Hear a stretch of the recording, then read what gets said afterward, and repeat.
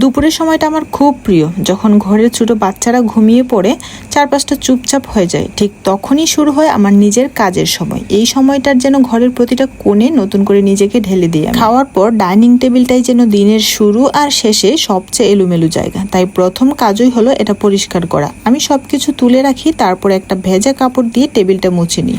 Table ঝকঝকে হয়ে গেলে মনে হয় ঘরটার অর্ধেকটা কাজ আমার শেষ হয়ে গিয়েছে। তারপর চলে যাই আমি আমার বাসার অন্যান্য কাজগুলো করতে, যেমন আমার বাসার এলোমেলো জিনিসগুলোকে ঠিকঠাক জায়গা মতো রাখা এবং বেসিন পরিষ্কার করা। তবে হ্যাঁ, বেসিন পরিষ্কার করার আগে আমি আমার ওয়াশিং মেশিনে সবগুলো নোংরা ময়লা কাপড় দিয়ে দিই, আর আমি আমার এই ফাঁকে অন্যান্য কাজগুলো করে নিই। ওয়াশিং মেশিনটা কিনে আমার বেশ উপকারী হলো, আমার এক্সট্রা সময় বাঁচে এবং পরিশ্রমও করতে হয় না এত বেশি। আমি আমার অন্যান্য কাজের ফাঁকে শুধু মেশিনের ভিতরে কাপড়গুলো দিয়ে দিলে এটা ওয়াশ হয়ে যায়। তারপর আমি আমার বেসিনটা পরিষ্কার করে নিই। সবসময় বেসিনটা একটু হালকা করে পরিষ্কার করলেও মাঝে মধ্যে এভাবে ডিপ ক্লিন করে। বেসিনটা সারা দিনই আমার ইউজ করতে হয়, সেজন্য এটা বেশি নোংরা হয়। ডেলি একবার করে পরিষ্কার তো করতেই হয়, মাঝে মধ্যে এরকম ভাবে ডিপ ক্লিন করে নিই, যেমন আজকে করে নিচ্ছি আমি। বেসিনটা পরিষ্কার থাকলে কিন্তু হাত মুখ ধুতে অনেক আরাম লাগে, ফ্রেশ লাগে আর কি। পরিষ্কার পরিচ্ছন্নতা করার কাজ আমার বরাবরই অনেক বেশি ভালো লাগে, তবে সময়ের অভাবে আমি এখন আমার বাসা ঠিক মতো পরিষ্কার করে রাখতে পারি। এদিকে ওয়াশিং মেশিনটা চলতে থাকলো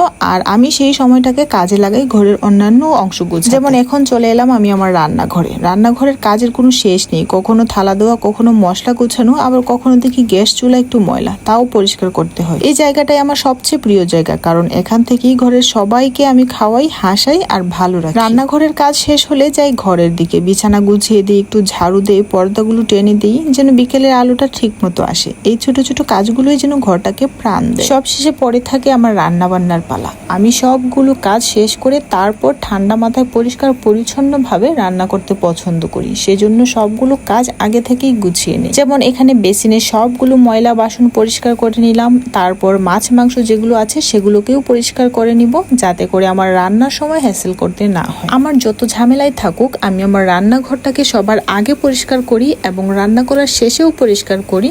এর মধ্যে আবার যখন মাঝখানে সময় পাই, রান্নার মাঝখানেও আমি আমার গ্যাসের চুলাটাকেও পরিষ্কার করতে থাকি। রান্নাঘরটা পরিষ্কার থাকলে আমার মনটাও অনেক বেশি ভালো লাগে, রান্না করতে ভালো লাগে, খেতে ভালো লাগে, রান্নাঘরে যাতায়াত করতেও ভালো লাগে। আজকে রাতের জন্য রান্না করব মুরগির মাংস আর মাছ, সেজন্য আমি এগুলোকে আগে থেকে ভিজিয়ে রেখেছিলাম। এগুলো এখন আমি ভালো করে পরিষ্কার করে ধুইয়ে নিব। রান্নাঘরে আমি যত কাজই করি না কেন, সারাদিনে যেমন রান্নাঘরের কাজ শেষই হতে চায় না। একটু পরপর এসেই দেখি রান্নাঘরের বেসিনে এতগুলো বাসন জমা হয়ে আছে। যাই হোক, এগুলো পরিষ্কার করতে কিন্তু আমার ভালো লাগে। সব কাজ শেষে আমি নিজেকে দিই ছোট্ট একটা উপহার, 1 কাপ চা। এই সময়টা আমার সবচেয়ে পছন্দের সময়, কারণ আমি আমার ফ্যামিলির অন্যান্য সদস্য সবাই মিলে একসাথে বসে চা খাই আর গল্প। পরিবারের এই ছোট ছোট সময়গুলোই কিন্তু আমাদের জীবনকে আরো রঙিন করে তোলে। চায়ের ধোঁয়া আর বিকেলের আলো যেন একসাথে মিশে শান্তি এনে দেয় আমাদের মনে। আজকে ভিডিওটা এই পর্যন্ত। সবাই অনেক ভালো থাকবেন। Bye bye.